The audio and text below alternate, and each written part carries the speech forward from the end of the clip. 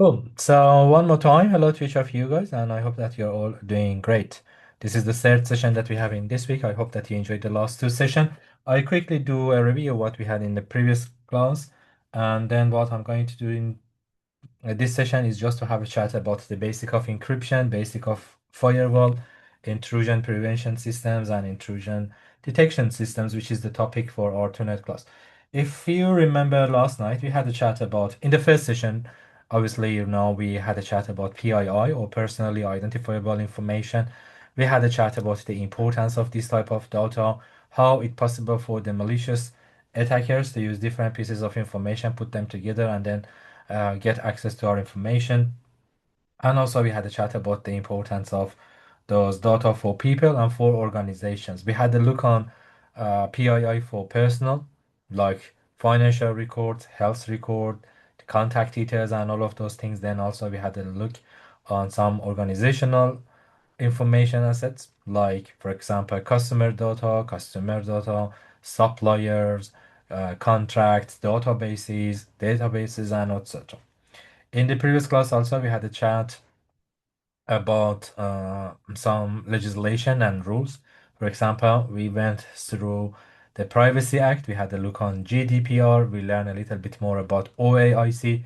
In the previous class, also, we had a look on OAIC reports, and we got more information about the most top industries in the couple of years ago, and also in the last year. We saw a breakdown of human errors and malicious activities across the type 5 sectors. In the previous session also, we had a chat about the best practices for protecting personally identifiable information for people. And we went through a couple of different guidelines. The first one was to secure identity and access security. And there have been a couple of strategies in order to improve the security to protect people's data, like using Unix and complex passwords for each account. And I explained why by increasing the number of password, we make it harder for the attackers to detect or guess our passwords by having a combination of numbers, letters, and symbols. Will make that job even harder. And we went and have a look on some information about how much approximately does it take for the attackers if you have a password with 5 characters or 10 characters or 18 characters, if you have only numbers, or if you combine your password with lowercase and uppercase and symbols. So the number was exponentially increasing, the number of a year or the amount of time which it takes from an attacker or for a password cracker to detect your password. Also, after that, we had a chat about multi-factor authenticator. We had a chat about brute force attack. As discussed, brute force means just randomly trying to guess every single possible option. You don't have my son? Uh, I'm not sure. Do you have my son, guys? Yes, okay. No issue with the sound. Okay, okay. So now, Mahmoud, everyone says that my sound is fine. Okay, cool. Good to know. Yes, we had a chat about brute force attacks. As discussed, brute force is just to randomly go and check every possible option. And there are some softwares and tools like password crackers. They are able to go and detect all possible options in your passcode. In order to fix that issue, we can use multi-factor authenticators. Multi-factor might be two-factor authenticator, three-factor authenticators, or for more sensitive information, it might be extra layer of security, four-factor authenticator, for example. Passwords, as discussed, is something you know. Multi-factor authenticators are some things you may have, like having a multi-factor authenticator applications on your phone devices. Or as I show you, it might be a physical authenticator, like a YubiKey that you can insert it to your devices, and then it increase the security by having an extra layer of authentication. It might be biometrics authenticator. So the third different types of authenticators might be biometrics like fingerprints or iris scanners, and it means something you are. So something you know, something you have, and also something you are. So if you just combine all of these, then it might be the highest possible security.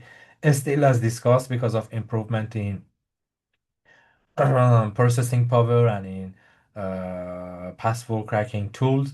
Instead of using password now, in some location, it might be recommended to use passphrases and also to mix it with a type of multi-factor authenticator. Is the password attempt limits?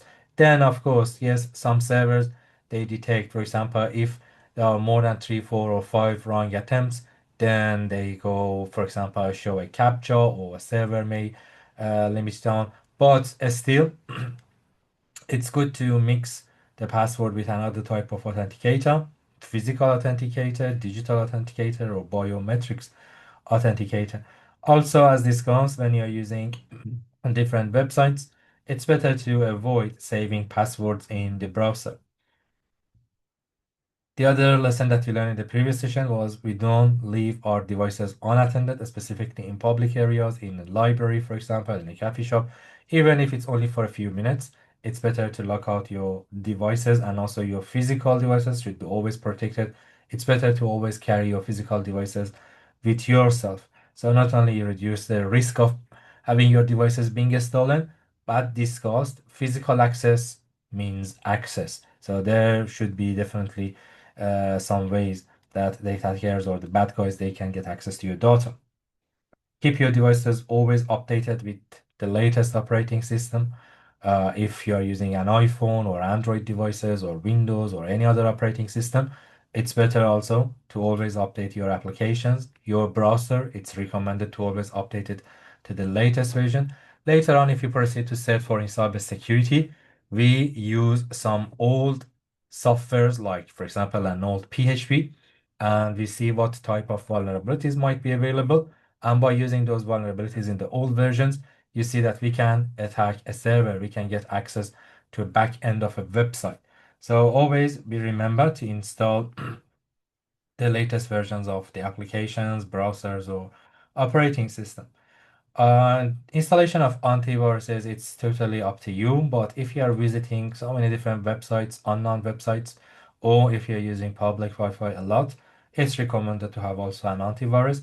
Currently, if you're using Windows or Mac, majority of the operating system, the main operating systems now they equipped with good firewall security. Tonight also I will show you firewalls in Windows, how they look like. And also, if we have time, I will show you another famous firewall which called pfSense, and it's available in majority of commercial and enterprises.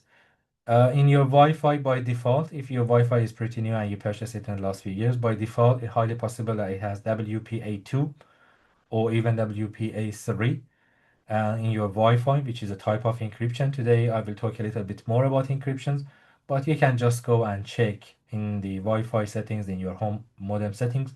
You can just go log in and check if the encryption is set to WEP, which is pretty rare. You can upgrade it to WPA2. If you purchase a pretty new home Wi-Fi, it's possible that it also supports WPA3. So you can switch to WPA3 as well, which has a higher level of security compared to WPA2, but it's possible that some devices in your home probably not able to connect to your home Wi-Fi. It's better to leave it to auto or WPA2.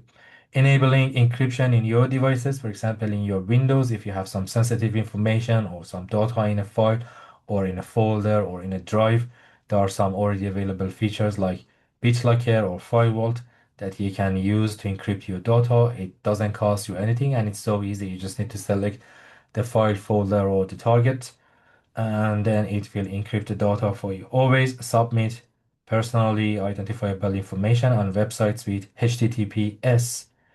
I show you websites having an HTTPS, they have a padlock sign. So if you are entering data like your name, your last name, or banking detail, always check that the website is HTTPS. It doesn't mean that all HTTPS websites are secure. They are more secure compared to an HTTP in terms of sending and receiving data. Today, I will talk a little bit more after learning about encryption. What is the difference between an HTTPS and HTTP website? But we trust HTTPS more than HTTP.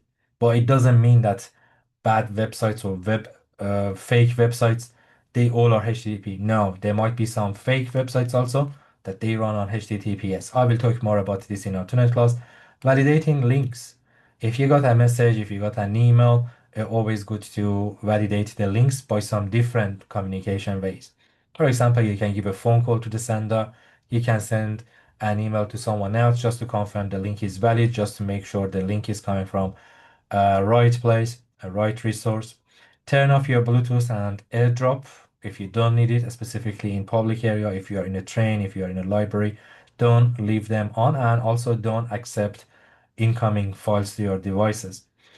For the organizations also, in the previous session, we had a chat about some basic things. Checking compliance. Usually companies, they have compliance checklists and governance checklists. For example, industries like uh, health sector, they have some security guidelines. It's called HIPAA. Or financial sector, they have some other guidelines and standards that they have to follow. Credit card, credit payments industry, they have their own guidelines, which tells them that what type of policies and rules and procedures they have to follow to improve the security in their servers, in their networks, and into their domain. Using secure storage and access control, least privilege. As discussed, it means that by default, companies they try to assign minimum or sometimes no access to any resources. Based on the job title, based on the job descriptions, then they can allocate the appropriate level of access or permissions. If the person is not working anymore in that position, for example, they move to another department, they promoted to another position, then the previous accesses probably get terminated and some new access will be granted to them. The last thing that last session I had a chat was technical security controls that I'm going to talk a little bit more about technical security controls. These are some strategies and tools and technologies that companies and organizations they able to use to improve the security to protect the PII. So I'm just going to focus a little bit more on this area, technical security control. When we are talking about technical security controls, it means using different network protection, for example, like firewalls, IDS or IPS systems, endpoint protections, logging and monitoring of abnormal behavior, patch system management or patch system regularly for the operating systems, for their application, for their infrastructure, encrypting data using different algorithms for encryptions. They all might be some technical security controls that company use in order to protect their information assets. Let's first start with firewall.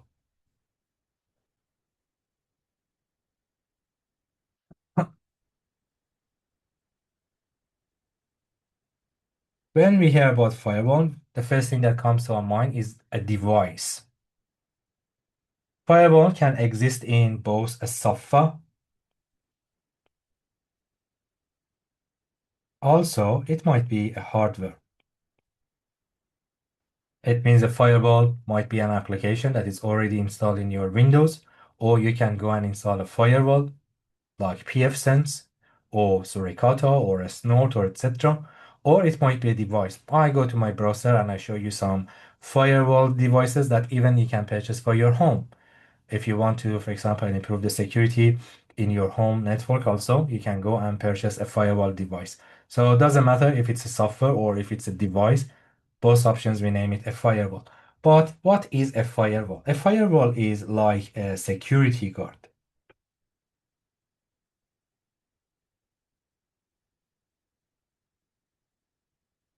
It's like a security guard at the front door.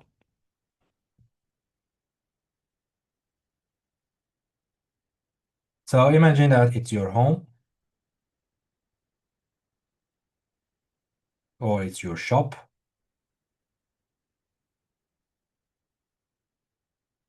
It's your home or it's your shop. It's your business. Obviously, you need to open your shop if you want to do business. Obviously, when a shop is open, there are always some risks. For example, imagine in a shop, like in a supermarket, there always a risk of having shoplifters. They can come to the store, they can lift some things, they can steal something from the shelves. Sometimes you see that in late hours, they have security guys that they can stand and protect the store. Or, for example, if the shop is selling pretty expensive items, they always have some security guards standing on the front door and just like that. So we are not able to reduce the risk to zero, even by having security cameras, having security guys. It's always possible to have people coming to the store and steal something or shoplift something. Anyway, if we want to do the business, we need to keep the doors open. It's the same things in IT.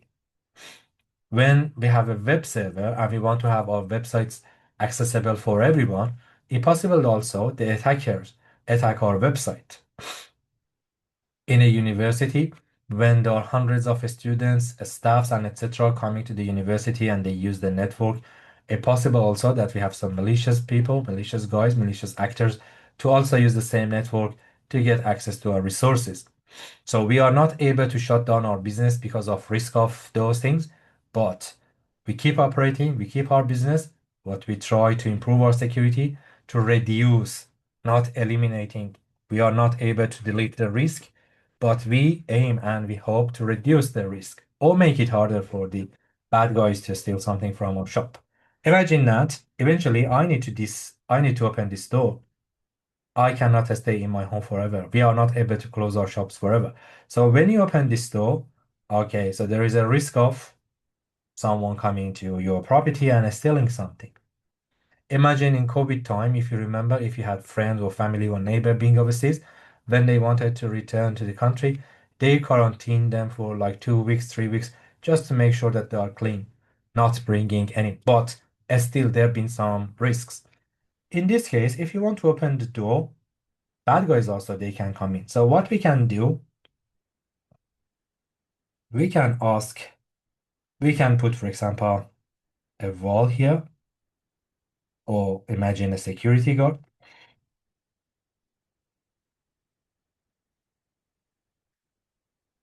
and then give this guard a list.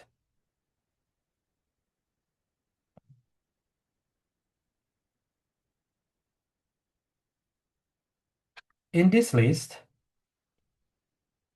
there are two sections, allow and block. In this list, you define who is allowed to come and who is not allowed to enter. Imagine you want to go to Crown Casino, you want to go to a club. So the security guard, they ask for an ID. Why? Because they want to make sure the person is over 18. So in that case, this list is pretty simple. Just check if the age is over 18, or just check if a person is wrong, don't allow them to come in. So a pretty simple list. Imagine in university, when you want to go to the university, there is a guy standing in the gate and they ask you for example, a student ID. If you have your student ID, you can come in. Even if you're a student, but you don't have your student ID with you, sorry, I'm not allowed to permit to go in. So firewall is nothing, just having that list. In that case, being 18, over 18, or under 18, it's pretty easy to check. I just need to see your ID to make sure that you're over 18 and then allow you to enter. We have the same things for our networks. Imagine this home is our network. In your network, you have an allow list and a block list. For example, you can say mom is allowed to get in. Dad, your sister, your brother, I don't know, your family, they all are allowed to enter. And in the other side, some type of people that you don't know, probably they are not allowed to enter. This is a very basic definition of a firewall. So a firewall is a security guard at the front door of your network. It decides what it's allowed to in and what is allowed out. So not only it checks who is able to come in, it also checks who can go out, in and out. In a network, When I say a network, it means a bunch of servers, computers, workstations, IoT devices, cameras, and etc. They all connected by some way, like by cables or by wireless. I know the other class you already have the networking. So when someone wants to get access, for example, you want to collect to log into your Video Collaborate. So firstly, you put your username, you put your password, then multi-factor authenticator, and then you have access to the systems. You have access to Video Collaborate, you have access to Microsoft Azure, but there is a firewall, and that firewall checks when you try to log in, your PC sends a request. That request firstly goes to a firewall. The firewall has that list and it checks if I have to allow you to go in or no, if I have to block you. For example, imagine in this list, I would say if an IP is coming from, let's just say 170.x.x.x, just check if there is an incoming traffic from 170, any IP started with 170, which might be a country, we don't know. Just say sorry. You are blocked. I'm not allowed you to go in. For all other IPs, that's okay. They can go and get access to our website. Also, in my previous unit, which was programming, we had a port scanner and we had a brief chat about ports. So we know services like HTTP or HTTPS, they use port 80 and 443. Or for example, for DNS, it use port 53. For example, for SSH, it use port 22. For FTP, it use port 21. And just like that. So when someone tries to go in, they have an identity. For example, imagine that it's me and I try to get access to system. I send a request. Please allow me to get access. Please allow me to enter to this network. My request has some pieces of information. Later on in cert 4, we go too deep in a packet. My request goes in a packet. A packet, imagine it just like a letter. It's like a package. In that packet, I have some information like my IP, source IP. I have destination IP. I have my port and some extra information in my request. So when this packet arrives to this firewall has already a checklist. And if the checklist says block all IPs coming from 170, it will block them, which is good because obviously in a network, we need to have someone to work 24-hour a day, 365 day a year. And it doesn't have any magic. It's just a list and it goes and check. If the source IP is coming from 170, sorry, I have to block you. For all other IPs, allow. So if I want to expand that list to see how it's look like in reality,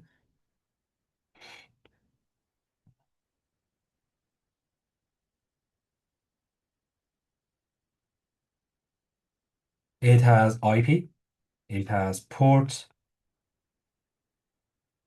and it has statutes. So IP, for example, 170.x.x.x, port any, destination any, statute block. Or sometimes in some firewall, it shows deny. For all other IPs, for all others, allow. So Firewall has a pretty easy task. When a packet comes through, it checks. If it has an IP starting with 170, it says, sorry, I have to block you. If an IP is coming from 140.x.x.x, 67 or any other resource, that's okay. I can allow you to get access to our system. So what a firewall do in reality? It's block unwanted traffic. Unwanted traffic might be coming from a country. Imagine some countries, they might be in war with each other. For example, one of the most recent one, Ukraine and Russia. So each country, they have a specific range of IPs and they can block those IPs. Imagine if a request is coming from North Korea. Okay, just go and block it. So it's the network admin that they decide which IPs are allowed to come in. Sometimes you try to open a website in your workplace and it doesn't open. Why? It's highly possible the server is located in a region or in an area that the network team they blocked those IPs. So firewall make that decision, blocking unwanted traffic or allowing safe and approved traffic. In order to make that decision, it can check the IP, it can check the ports, it can check the protocol. I only allow HTTP requests to come in. For example, imagine that I have a web server, I have a website, and my website is running on this web server. I have an Apache server, and I have content, HTML pages, and etc. running in this server.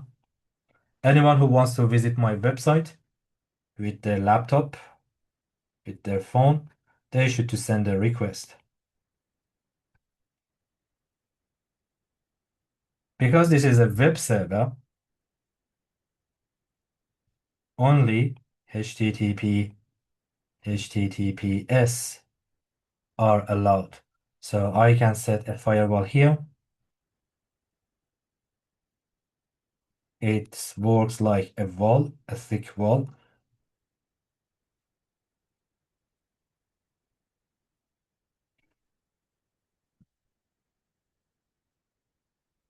And this firewall can go and decide if the port is 40, 80, or 443, they can get access. But even if the request is coming from a legitimate IP, but it tries to go to a wrong room, for example, it's knocking the door for 53 or 22, firewall says no. When you go enter this building, imagine, for example, this server is a building, you're only allowed to go with these two units, 80 or 443. If a traffic is searching for another unit, searching for another room number, like 22, firewall says, no, sorry, I can't allow you to get in. So as you see, it's very useful for blocking unwanted traffic, to allow only the safe or approved traffic. Not only that, imagine this website can be connected to a database.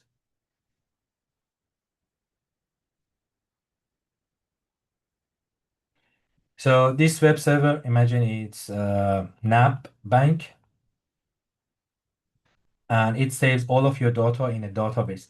When you go to NAP bank website and you put your username and you put your customer number or customer ID, this web server might be connected to a server. It goes and checks your data to approve that your credentials are correct, and then after that, it goes and reads your balance and all the other information from that database. So I can put another firewall here, which is the case in reality. So another firewall. And this firewall says, I only, this second firewall, firewall 2. So I have two firewall 1 and firewall 2. In firewall 1, I can say only allow 443 and 80 ports from any IP. In firewall 2, I can say only allow access to the server.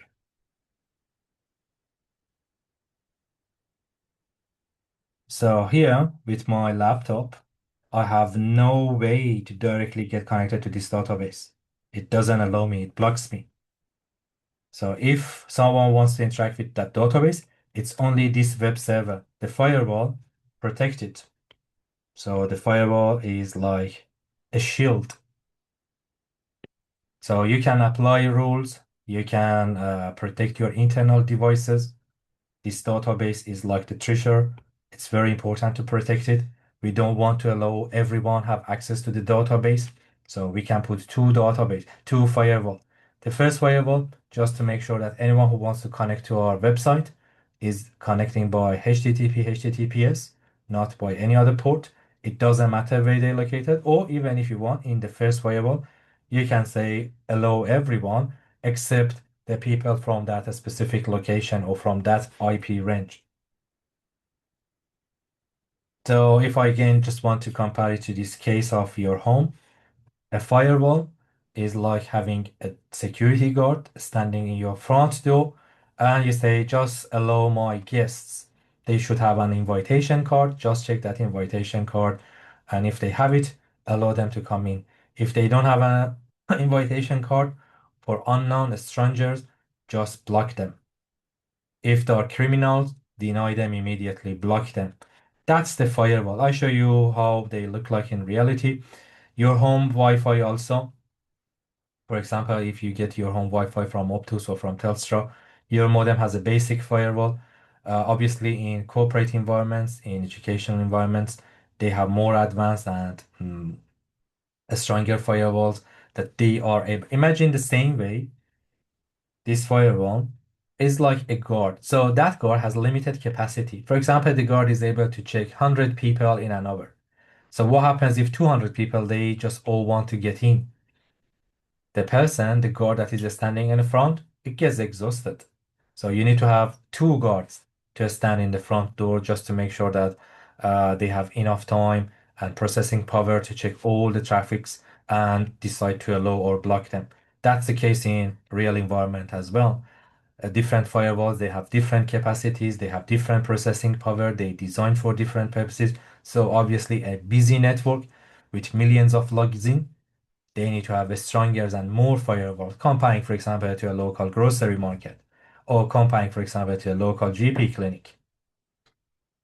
We also have firewalls on the cloud environments, for example, AWS or Microsoft Azure.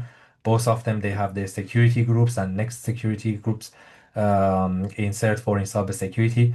You have two units talking about cloud services, specifically in AWS, and they have firewall as well. If even the service is running in the cloud, they have their own firewalls. Nowadays, also, we have a next generation firewall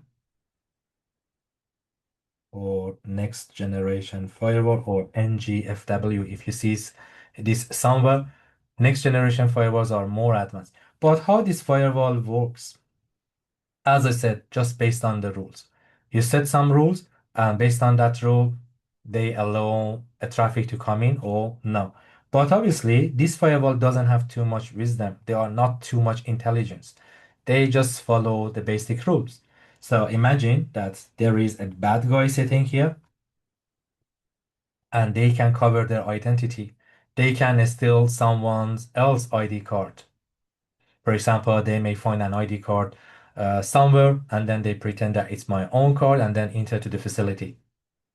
So impossible for the attackers to disguise, to cover themselves, to hide their identity and trick the firewall and eventually find their ways into your systems and into your network. So firewall is good, but it's not enough. That's the first layer of security that we may have in our networks in an enterprise environments. In this case, that I have this server and I have this server protected by those firewalls, or my database has been protected by that firewall. We name this a host firewall. So what is a host firewall? It runs on an individual computer. Runs on individual PCs. The server, the database, they have a firewall in front of them, and this is a host firewall. We also have network firewall. A network firewall, it protects the whole entire network. So which one is better? It depends.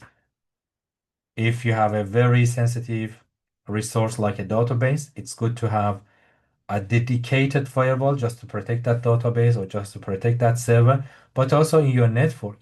Imagine in a campus, when you go to a campus, when you go to a factory, in a campus, there might be security guards just traveling by their bikes or by their cars, just moving from one door to another door just to make sure that everything is fine in the campus. It's the case, for example, for police. Imagine that police cars, they all patrol in the city, just going from one location to another location just to make sure that everything is fine, specifically in busy time. Like, for example, in Christmas time, you see that there are more police cars in train stations, in shopping center. So those police guys, they just work like a firewall. They check maybe they have a list of suspicious people and or a list of suspicious behavior, and based on that list, based on those procedures, they can go and arrest someone. These are all different types of firewall, next generation firewalls. uh, they have a difference between the traditional firewalls, next generation. They detect threats, applications, and malwares, and they based on behavior. Later on in Cert for in cybersecurity, you will learn more about next generation firewalls. If I want to show you some firewalls, let me reshare my screen, and then we can have a look on some firewalls. Mm, Stop sharing this.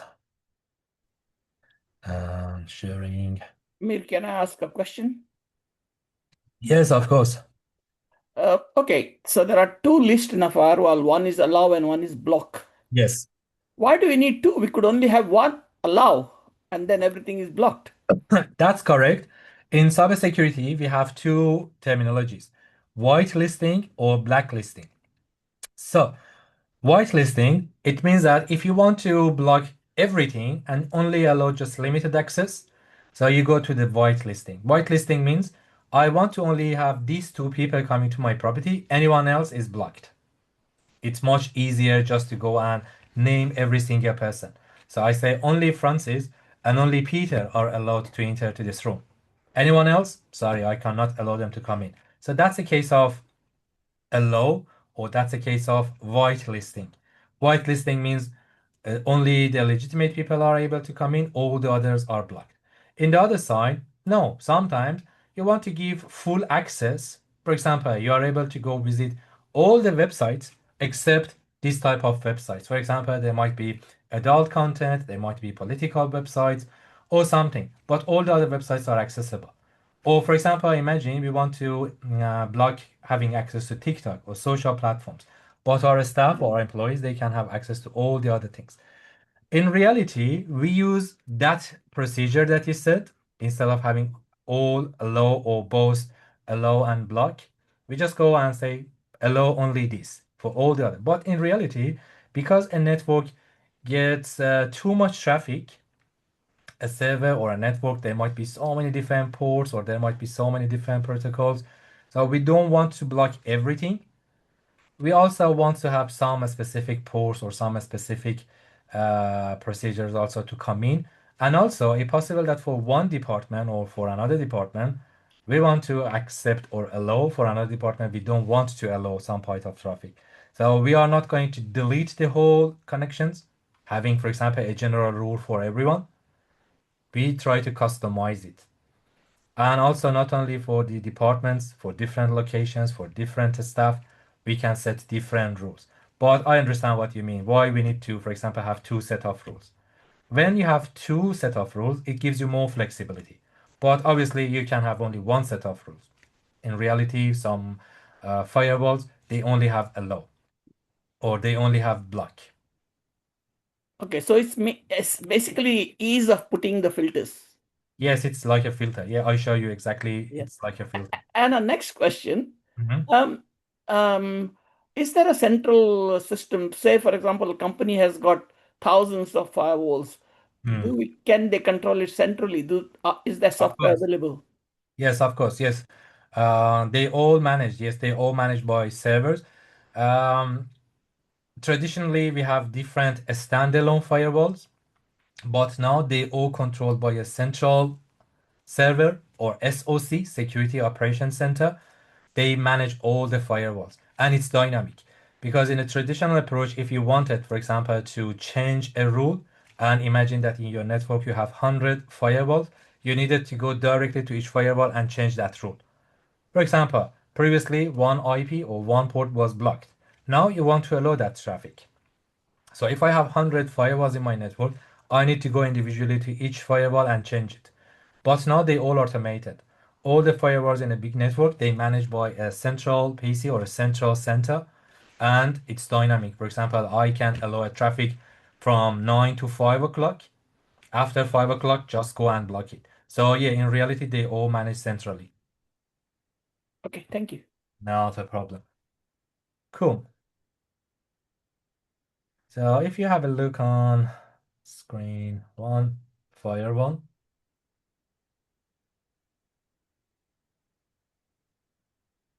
firewall,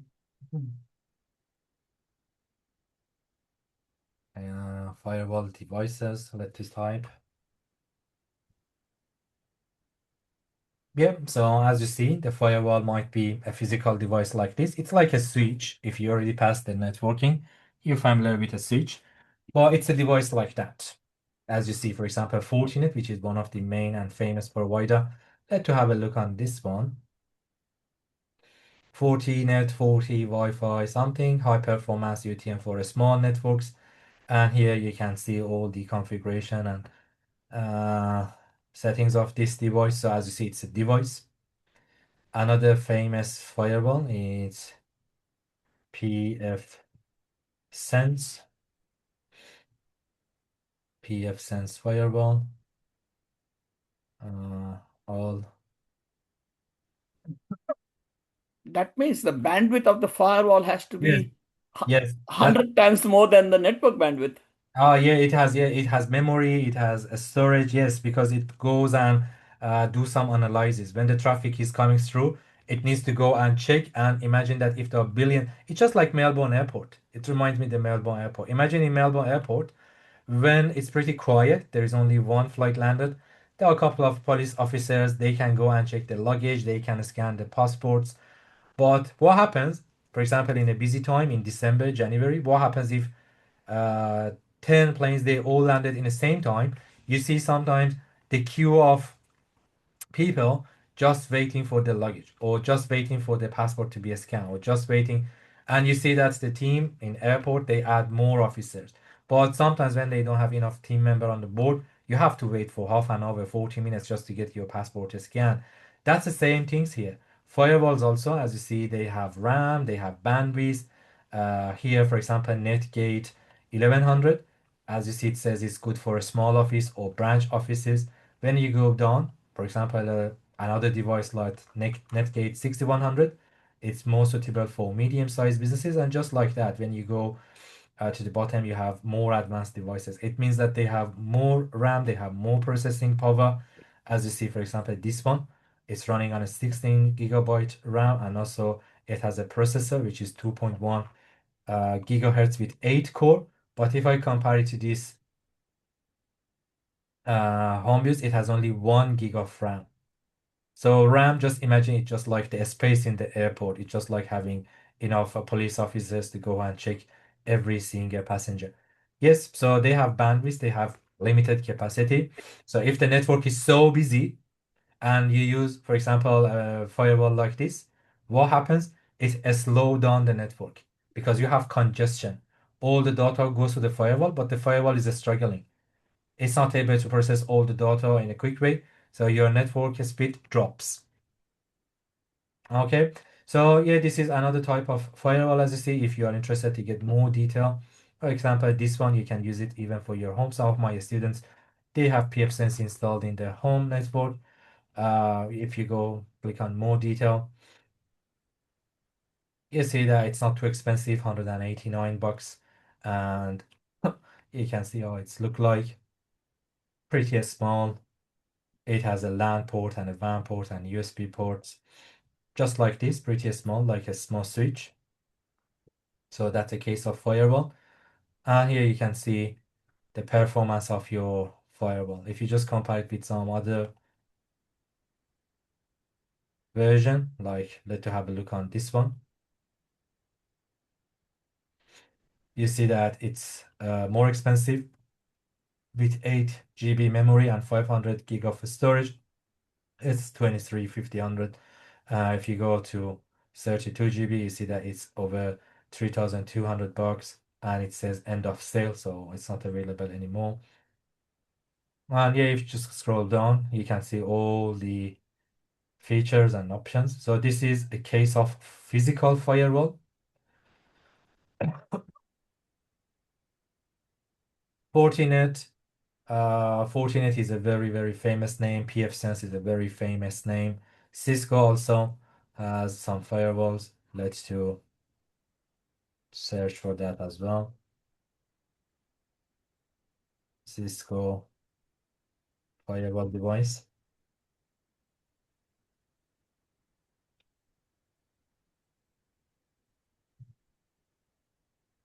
That's a router, but it's pretty similar to these devices, even if you want to know how it look like. So this is hardware firewall, but we also have software firewalls. In order to show you the software version, I need to switch to another screen. If you are using Windows, in your Windows, you also have an installed firewall. So if in the Windows search bar, you just type firewall, you see that Windows Defender Firewall by default it's installed in Windows computers. Linux also has its own firewall. Mac computers, they have their own firewall. I am not running on Mac, but Mac computers also they have their own firewall. As you see, when I go to Windows Firewall, it has two sections here on the top. It says inbound and outbound. So inbound is a list of all allowed traffic. As you see, it has a couple of columns like here, local addresses, remote addresses, protocol, port number, remote port, and etc. If I scroll to the right, you can see any simply means any port or any IP. You see this a lot in the networking. Protocol, you see mainly TCP, UDP. So you already said you passed networking unit with NIMI. With my class, we will have networking later. So it means, for example, this first one, it says allow any TCP from any port to any port, allow. You can create a new rule. For example, here you see that you can create a new rule, and in the rule you can say just go and block or allow a traffic. Or if you want to cut, copy, delete, you have all of those features. You see that they have a green tick, which means that this traffic are okay. You can set some rules for public IP, private IP, for printers, for ping, for all of those things, file and printer sharing. You see, it says enabled. No, no, no, no, no, no, no, no, no. This one, Google Chrome, you see it has yes. So for example, I'm able to go and change it. I can say go disable this rule, or I can go to properties and change it, all of those things. For outgoing rules, also you may have some firewall. So the firewall goes and check. Why do you reckon you may have outbound rules? For inbound, that's okay. I understand that because we always have the risk of having strangers or bad guys trying to get access to our system. But why? Probably we need to have outbound rules as well. Any idea? Because you don't want to send certain data to the from inside servers to outside. You want to protect your data. What happens, for example, why? Imagine that we are all working in a company, we are all working in a business, but the firewall also has unbound rules as well. Outbound rules for what? Basically, a request is made, comes in, Hmm. and it you have to send the data out, but say no, don't send this data. Correct. So one potential answer is for data loss prevention. Sometimes it's possible that we may have a malicious insider. Later on in set for cybersecurity, we will see the magnitude of damage or the impacts of damage from insiders are much more higher compared to external people. Why? Because imagine that I'm not happy. Imagine that I work in Victoria University. I'm happy, but imagine that I'm not. And they terminated me. I have no more contract for the next year. So I'm grumpy and I'm so sad. I try to do some wrong thing. So possible that I try to, for example, send the bad traffic to another department or to a server or to a database. So that outbound traffic also detects that. Not only that, for the reputation, imagine that I work in Vic Unit and I use the company's PCs to attack another company, to attack another server because I'm using the company's systems who wants to detect me. So in order also to protect these kinds of activities, we may have outbound rules as well. Also, you ask about the firewall, if it's safe to show the firewall rule. By default, Windows has this firewall setting, so that's totally okay. That's totally fine. That's the default setting in Windows. But in reality, no, we don't show the others what type of rules do we have in our firewalls. So it's like a business So, specific. so in the outbound, do we give the list of the internal servers or the external servers? Everything, both of them. So in the outbound rule, you can Yes. say any traffic. For example, imagine that I work in WikUni. If I try to connect to a database, even by using one of the WikUni species, it doesn't allow me. It says, no, you don't have access. You don't need. Why? Why? What do you want to do with a database? So not only it blocks me as an insider, it can block outsiders as well. For example, from WikUni, I try to send an attack or I try to attack an external server. For example, I sitting in a PC in a library in WikUni and I try to attack JB Hi-Fi website. It doesn't allow me to do that as well. When I write some commands or when I try to attack an external server, the firewall detect it. Okay, So that means both. the same rule follows to inbound as well. Yeah, you can. Yeah, it's up to you. You can define the rules. Yes. Yes. But still, as I said, it doesn't mean that the firewall is the last word and it's the last say. No, still it's possible that to trick the firewall and pass some security firewalls. Cool. Okay, so that's the firewall. Also, if I close this, this was the advanced version of firewall. If I just type firewall, you can see allow an apps through Windows Firewall, Windows Defender Firewall, check firewall status.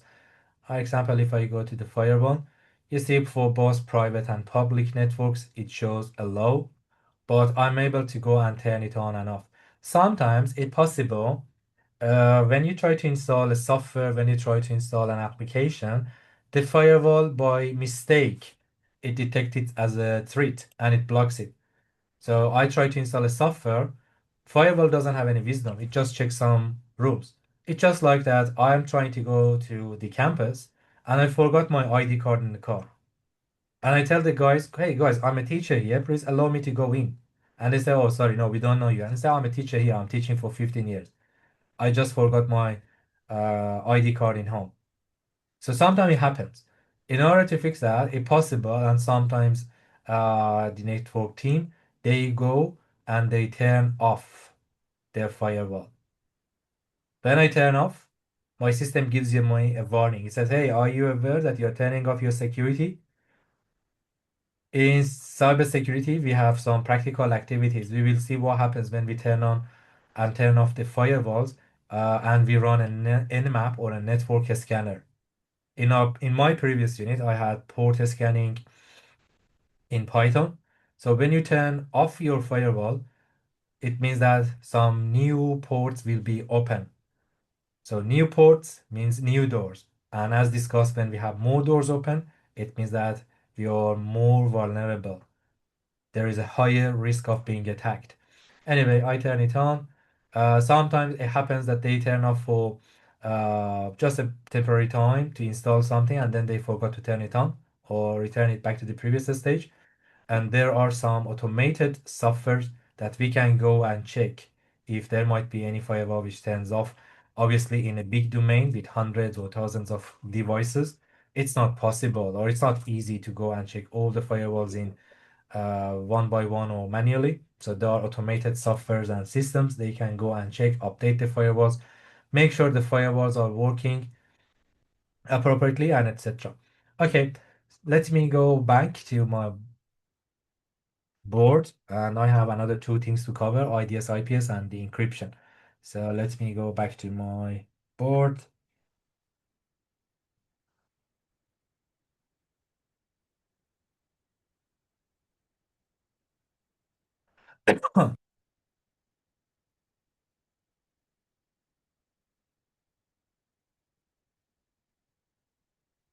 Cool.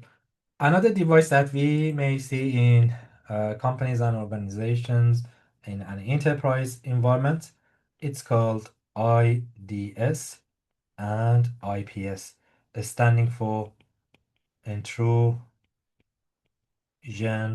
detection and intrusion prevention system. Detection and prevention. An intrusion detection system is like a CCTV camera that probably you have in your home. So having a CCTV camera, it doesn't prevent um, a theft coming, but it just records it. So an intrusion detection system, it just detect. It doesn't do any other actions. It just detect. It just record.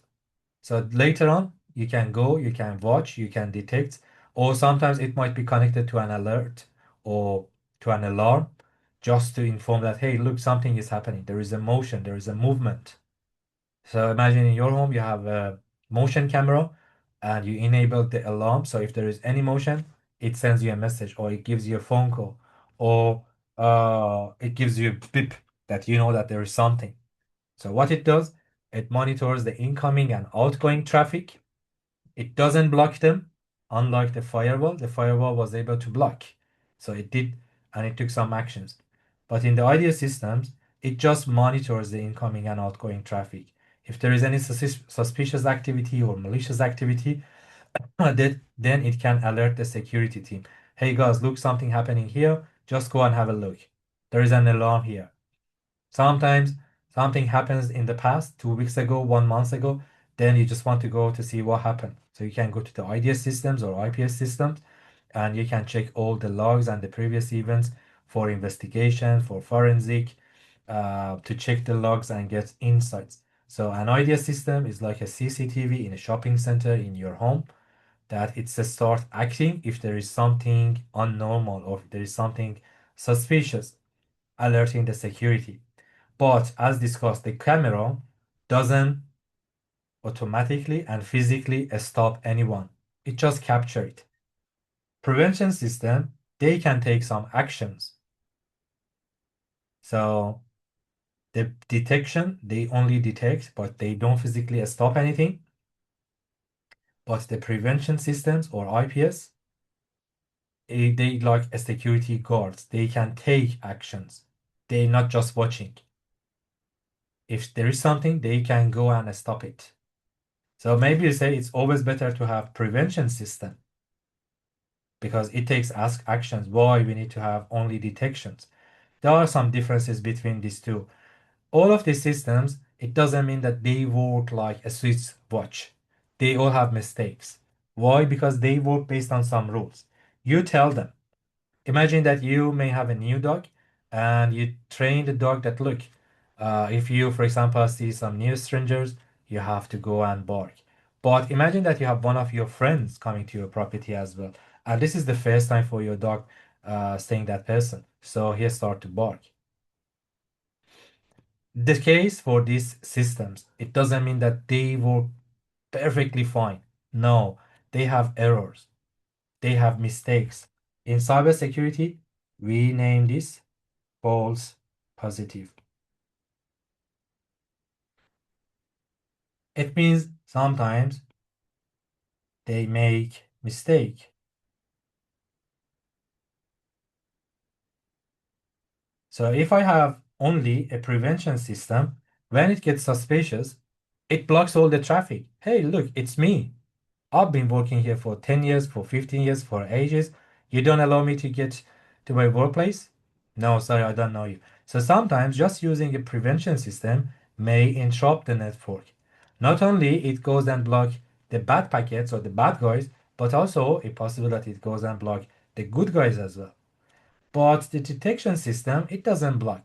So usually in reality, we have both systems. Mainly in our network, we have a detection system, so it goes and analyzes the whole traffic without impacting the network. If I want to show you how they work in a network, imagine in our network there are uh, a main cable, for example, coming to our network. So here I have a local network and I have workstations, PCs, laptops, all connected to this network.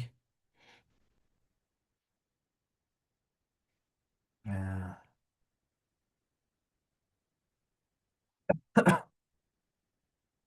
cameras, for example. They all connected to this network.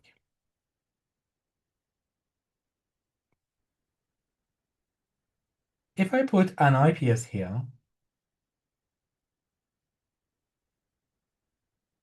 and this network is connected to outside, let's say by this connection,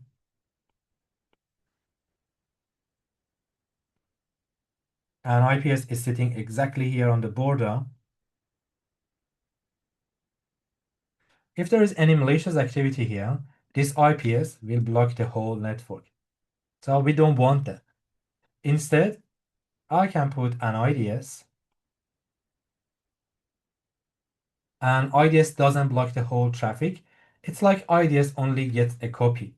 So instead of putting the device here on the border, I can say, look, I don't want to interrupt the whole network, but all the incoming traffic and outgoing traffic, send a copy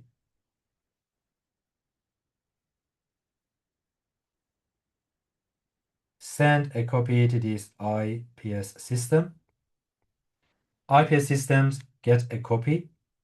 It analyzes the data without impacting the traffic, without impacting the bandwidth. So the network is just as usual. Everything looks fine. And then I can put an IPS system here as well. And my IDS is connected to that IPS. If there is something that we know definitely it's a problem, then the IPS can send IDS, sorry, here it should be IDS. The IDS can send a request to the IPS just to go and take some actions. It's just like IDS is like camera, IPS is like the security guard. So if there is something that we are sure that there might be something, then we can ask the security guard to go and stop it. So the difference between these two, let me choose another color, IPS and IDS.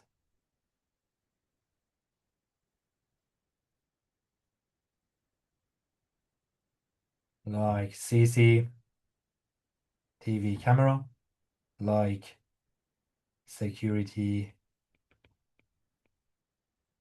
guard, only monitor can stop or take actions.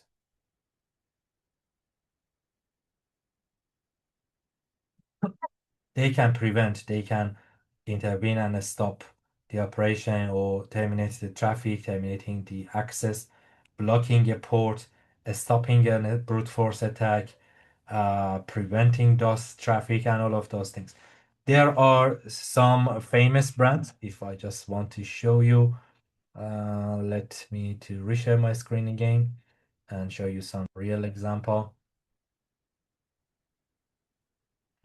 Sharing screen 2.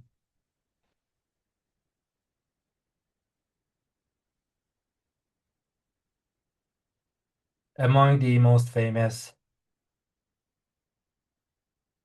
name in IDS, Suricata, IDS, and IPS. Suricata is a very famous name in cybersecurity. You will learn more about Suricata.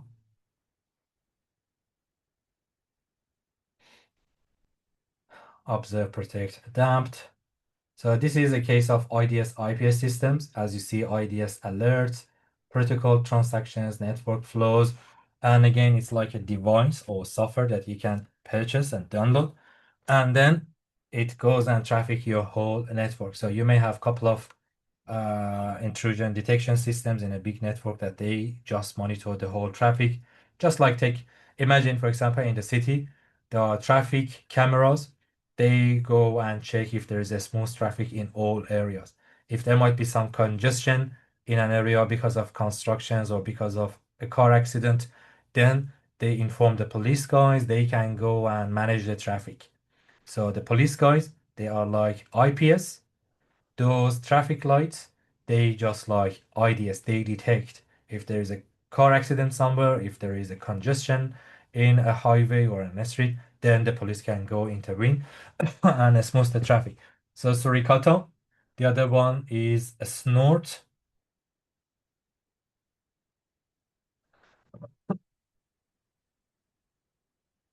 Networking intrusion detection and prevention system. So companies usually they have these IDS IPS systems to protect their information. So I'll just leave it for you. You can go have a look later if you want. What else? We have Cisco Firepower. Cisco Firepower,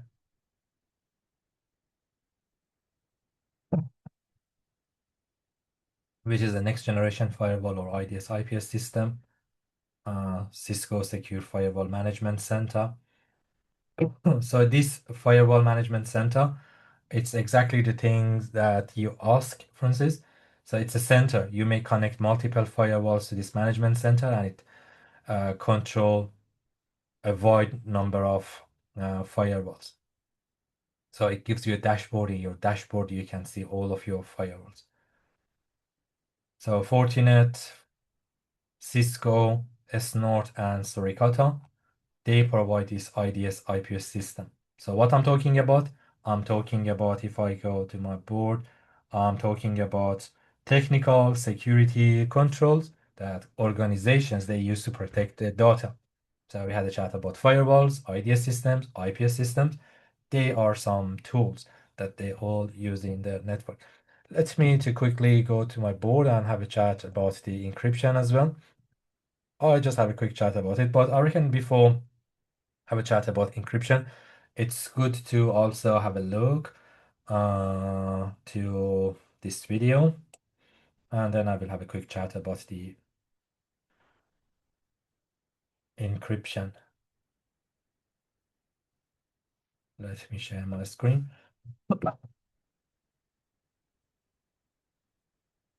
What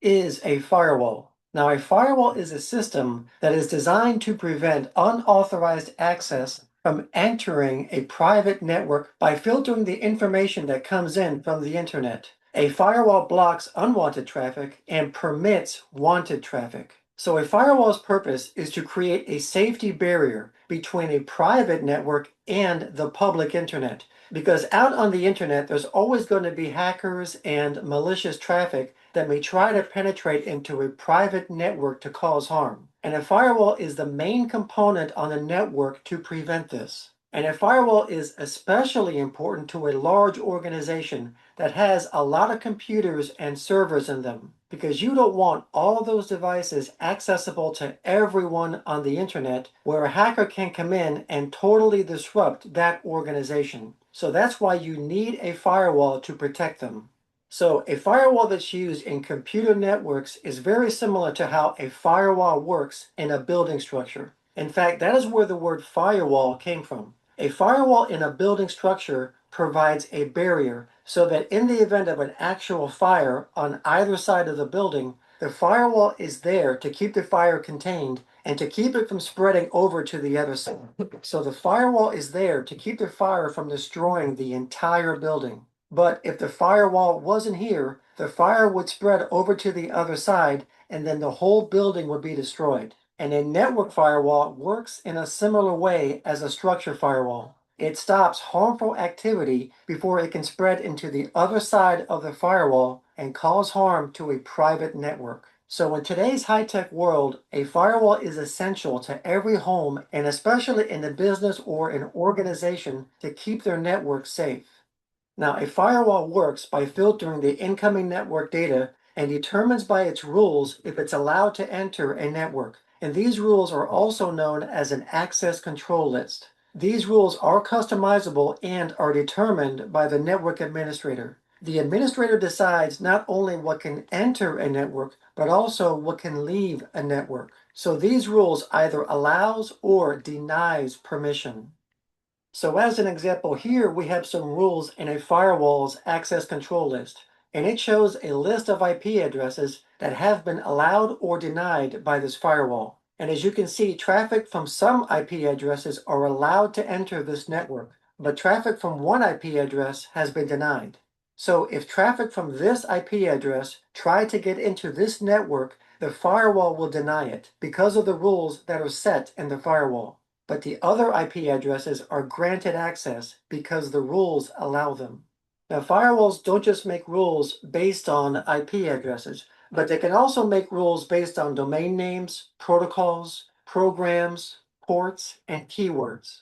So let's say in this example, the firewall rules are controlling access by port numbers. And let's say that the rules have allowed incoming data that's using port number 80, 25, and 110, and the data using those ports had been given access to this network. So any incoming data that's using those ports can pass through the firewall. But also in this firewall, the rules have denied any data that's using port numbers 23 and 3389. So any incoming data that's using those port numbers, the firewall will deny access and it won't get past the firewall. So in a nutshell, this is how firewalls basically work. Now, firewalls do come in different types, and one type is called a host-based firewall, and this is a software firewall. This is the kind of firewall that is installed on a computer, and it protects that computer only and nothing else. So, for example, later versions of Microsoft operating systems come pre-packaged with a host-based firewall, and you can see that example here. And there are also third-party host-based firewalls that can be purchased and installed on a computer. So for example, Zone Alarm, which is a popular third-party host-based firewall. And also a lot of antivirus programs will have a built-in host-based firewall. And another type of firewall is called a network-based firewall. A network-based firewall is a combination of hardware and software, and it operates at the network layer, and it is placed between a private network and the public internet. But unlike a host-based firewall, where it only protects that computer, a network-based firewall protects the entire network. And it does this through management rules that are applied to the entire network so that any harmful activity can be stopped before it reaches the computers. Now, network-based firewalls can be a standalone product, which is mainly used by large organizations. And they can also be as a built-in component of a router, which is what a lot of smaller organizations rely on. Or they can also be deployed in a service provider's cloud infrastructure. Now, a lot of organizations will use both network-based and host-based firewalls. They will use a network-based firewall to protect the entire network as a whole, and they will also use host-based firewalls for their individual protection for their computers and servers. And by doing this, it'll ensure maximum protection. Because if harmful data just so happens to get past the network firewall, the host-based firewalls on each computer will be there to stop it. So thank you everyone for watching this video on. Cool. So this video was showing you how the firewall works in reality. Also, Anthony asked if the firewall is able to block Mac. So if you are asking about Mac addresses, I'm not sure if you are talking about Mac computers or Mac address, but yes, some firewalls also are able to block Mac addresses if you are asking about Mac address. But because MAC address is a layer 2, it's not IP, then yes, some specific firewalls in layer 2 firewalls, they able to block MAC addresses as well. If we are talking about Mac or Linux computers, yes, they both have their own firewalls as well. For example, in Linux, you may have IP tables and NF tables, and it's already exist in those operating system as well. Do you have question, Francis? Yet the video said that Mm-hmm. there was it also stops the program. Now, does that mean that these firewalls have at a higher level of OSI network? Correct. Yes, we have firewalls in different layers. So usually firewalls work in layer 3, which is the IP and network layer. But yes, you may have application firewalls as well. For example, it might be a web server and it only designed to allow HTTP, HTTPS traffic to come through. Yes, you may have a firewall in layer 7 in the OSI model or layer 5 in TCP IP model. You may also have firewall in layer 2 as Anthony asked, it just goes and block the MAC addresses. So yeah, it might be in different layers. It might be in top layers as well. Also, Rachel asked if it's a dynamic inspections. The usual traditional firewalls, they don't have a dynamic, so it's static. It means that they just have a list and they work with that list. But next generation firewalls, they dynamic, so they learn. Next generation firewalls, they can learn. And yes, they can be dynamic. It means that they are able to change their behavior based on what they learn. And nowadays we are having AI also. So AI can be equipped with those firewalls as well, and they can learn and they can update their actions. Cool. So is that learning depends on what? Depends on the behavior of the packets. Like, for example, if I want to give you a simple example, like flu viruses. So even if you go and get a vaccine, still it doesn't make get the chance of getting flu to zero. Still you may get flu. So why? Why if you had flu vaccine 2 months ago, still you may get flu? What's the reason? Because the virus changed its shape. It changes appearance. So when you go and get the flu vaccine, what is a flu vaccine? A flu vaccine is like a weakened virus. So the body knows those viruses and it protects the body against those viruses. But what happens if the virus changes its shape, like what we had in COVID? So if it comes in with a new shape, the body immunity system, they cannot recognize it. So it can come and impact you. Exactly what happens in COVID time. So these type of variables, they can see not only they check the shape of a virus, they check how it behave. For example, it's like someone coming to your property, their appearance is normal, so it's not a dodgy person or it's not suspicious person. The appearance is fine, so firewall allows them to come in. But when they come to your property, they do some bad things. For example, firstly, they are looking for, I don't know, any money that you may have. They're looking for jewelry. They're looking for a safe. So from their behavior, the firewall says, oh, this virus, it doesn't have a shape of a virus. It looks good, but from behaviors, I suspect. So it learns this behavior over time. How it's learned? By the help of AI and automation, they can learn the patterns. They know that if someone firstly goes to get access to Windows registry, it's a red flag. Why you are looking for a registry? Why you try to go to get access to Windows automation? Why you try to go?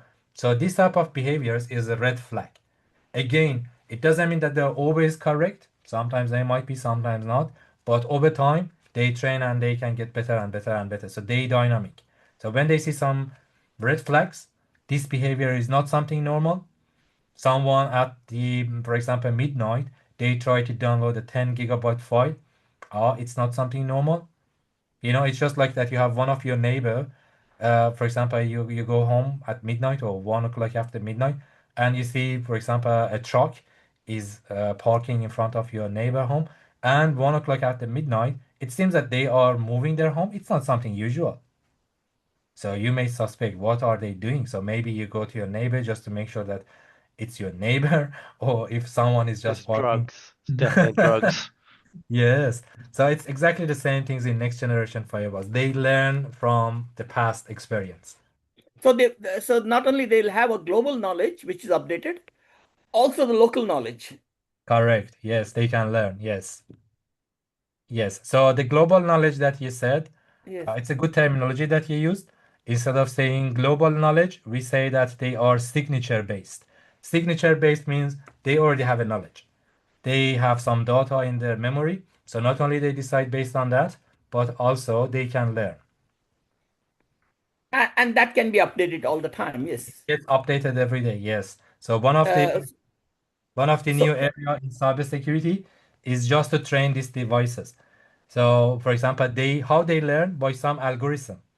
So what cybersecurity guys they do nowadays, and that might be a really good job if you want to be in cybersecurity. Yes, it's combining AI with cybersecurity.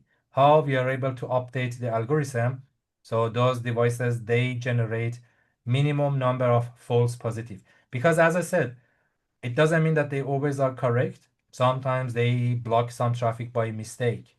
It's just like your neighbor. Yes, they do a home relocation at midnight, but it's your neighbor. It's not a good time, but imagine that there is a police there and they arrest your neighbor. Why you are moving home at this time? So they arrest them, they take them to a police station, and tomorrow morning it turns out, no, this is the real owner. That's the case for this firewall or IDS IPS systems. Sometimes they make mistake, but over time, again and again and again and again, they get better, better and better. I hope that I answered your question. yes, yes, you did. You did. Okay, cool. The only thing is, there's not much data to learn from the internal network. From internal network. So, for example, um, someone is going to the registry or something like that. It's Mhm. just one sample or two samples, and it cannot do Yes, so that. one sample, two sample, it's a very, very small sample group. Yes, So it increases the chance of error. So when you have more and more and more samples, it makes it means that your decision might be more precise. yes, Yeah, yeah, correct. Sounds good? yes, yes. Okay, Fantastic. cool. Okay, I hope that I answer your question. So guys, it's already 7. What to do? Do you want to keep going to the encryption or do you want to leave it for next session? I'm not sure. It's all up to you. Along, that's okay.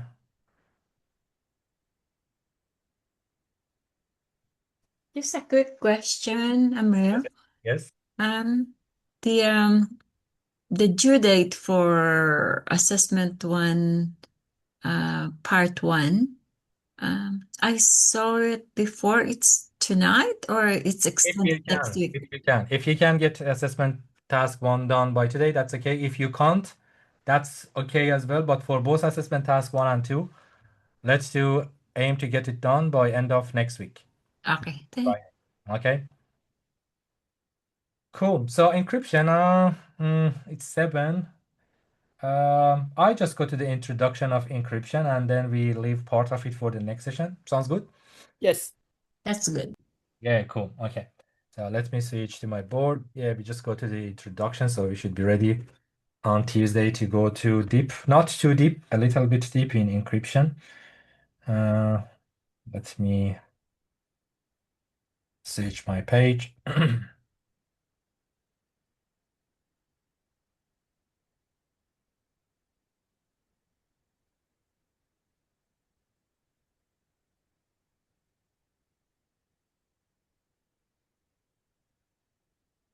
Okay, so the next topic, now you are familiar with, this is not the only devices that we may see in a network.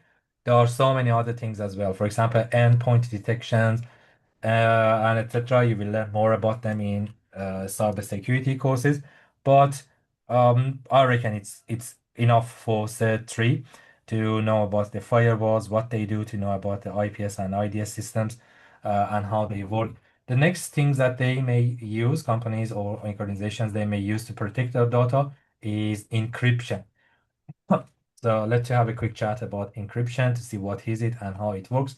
All of you use encryptions in your daily life. Maybe you're not aware, but you're using encryption.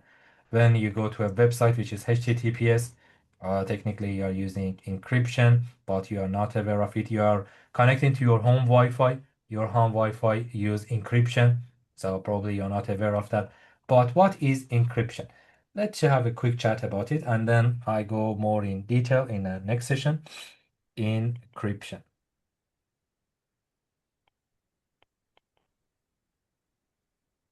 and decryption.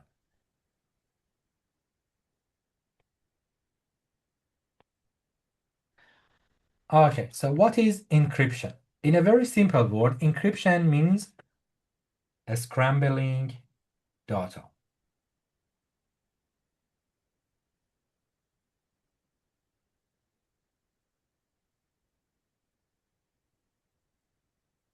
You all have a scrambled eggs, yeah? So a scrambling, just mixing, shuffling. Encryption is the process of scrambling information. So only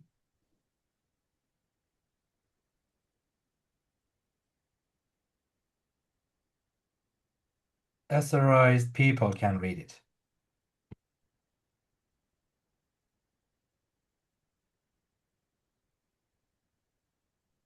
Imagine that you have a younger brother or sister. I know that in my class I have parents as well, so imagine the time that you've been living in your parents' property. Imagine that you have an agreement.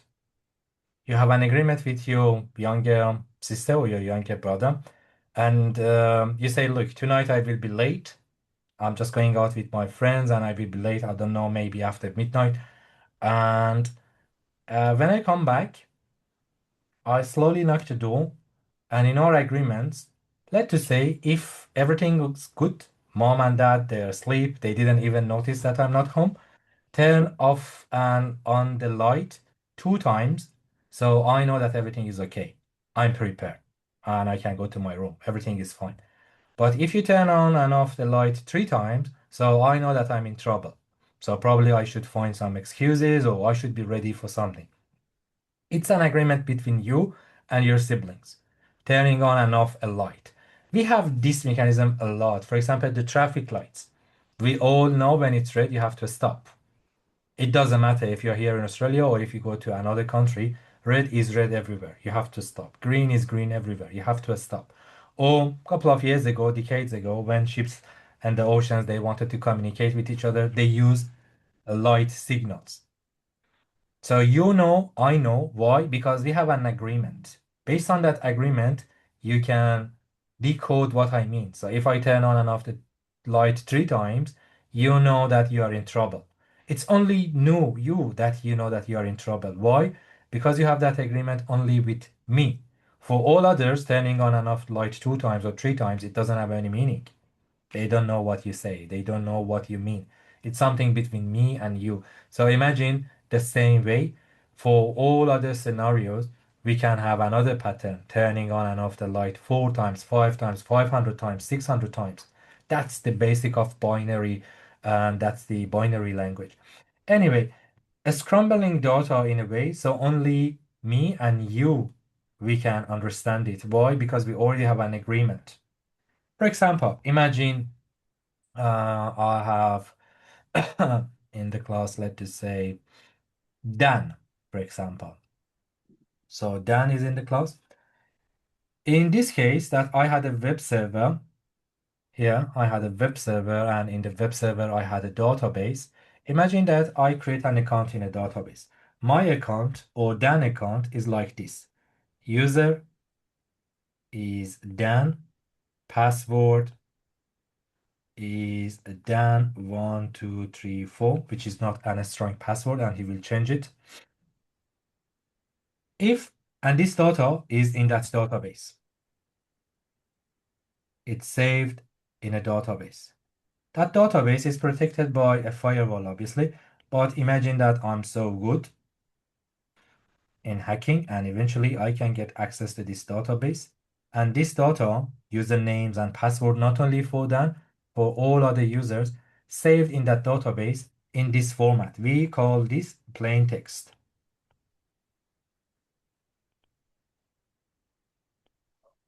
So if I can get access to this database by any way, I can see, oh, Dan has this password. Not only that, probably he has uploaded an ID card. Probably I can see his phone number. I can see his email address. That's exactly the case that we experience in Optus. In Optus data breach, the criminals, they got access to that database with an API vulnerability, and they said, oh my God, 12 million records, 10 million records, they all kept in plain text. So in order to fix this issue, what we do, we lock or we encrypt this data. Encryption, as discussed, it's scrambling. So when you create a user like Dan, instead of showing it like Dan, it will convert to something like this, 9F hash 23. So even if I have a look on this database, I see this 9F hash 23 exclamation mark, for example. The process of converting Dan to this data, it's called encryption. The same for the password. Instead of saving the password as Dan1234, encryption can change this to something like AS0LA7 exclamation mark 26 exclamation mark. This process is not random. There is a formula, or better to say an algorithm. Exactly the same way that we turn on and off the lights 2 times, 3 times, 4 times, then there should be a secret code or there should be a formula to convert Dan. So let's say there is a formula or secret to convert Dan to 9F hash 23 exclamation mark. If we want to retrieve this data back to Dan,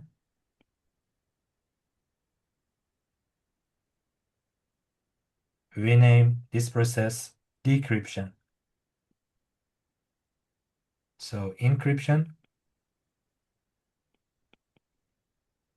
decryption.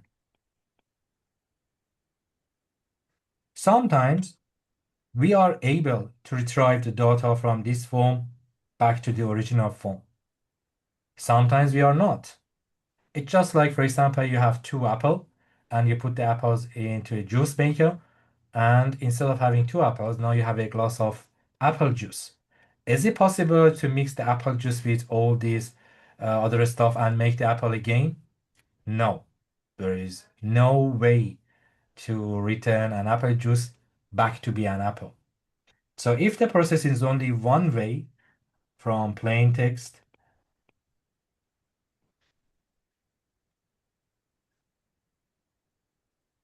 to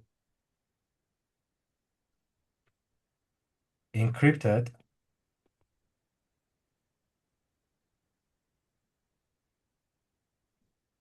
it's the case of hashing. If the process plain text to encryption is a two-way process, it means that I can change a plain text to encrypted text and I can decode it and bring the encrypted back to the original format. It's a case of encryption. Maybe you ask what might be the benefits of using hashing to convert something which is not readable and we are not able to retrieve it back to the original format. I will talk more about that later.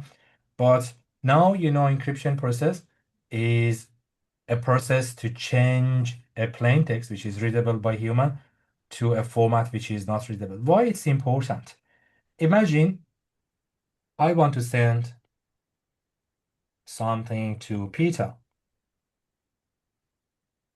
It's just like sending a message.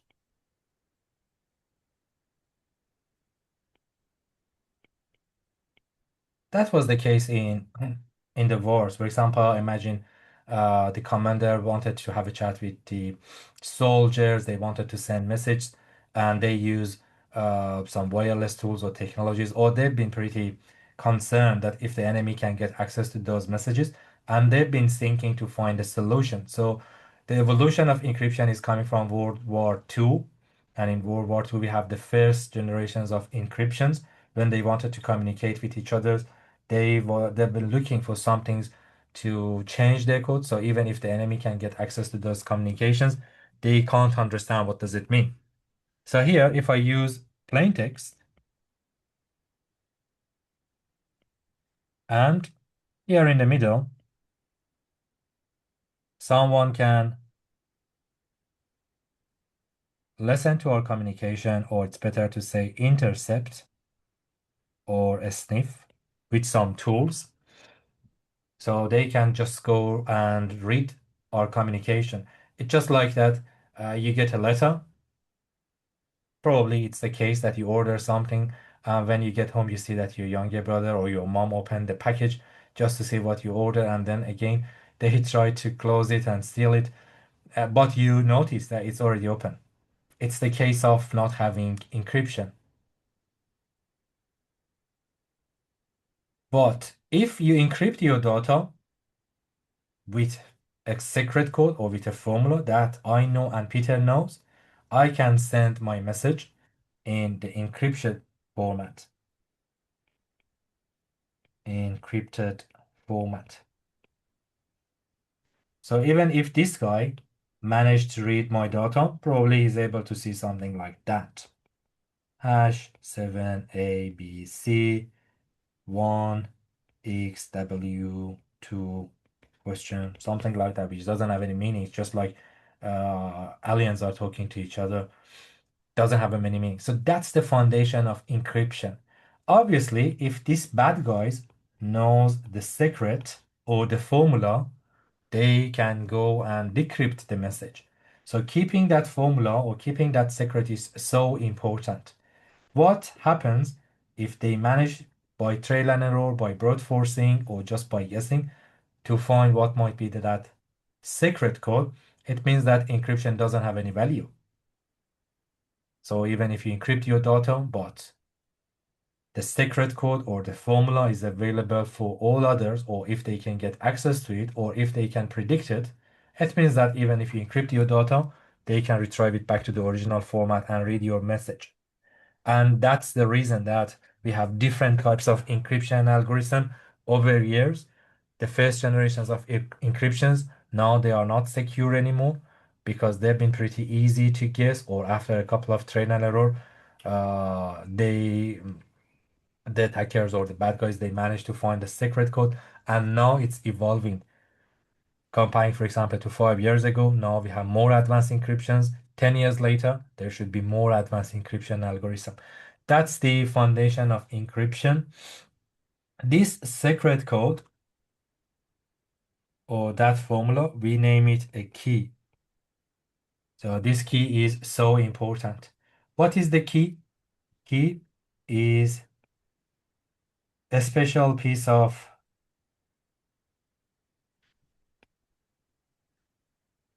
information to lock or encrypt and unlock, decrypt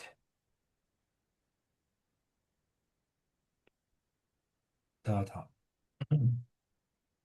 So we name it a key, and it's very important to have a strong, secure key.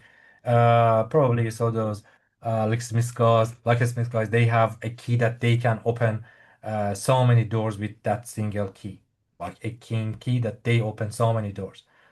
But some keys, they are so unique in their shape, in their format.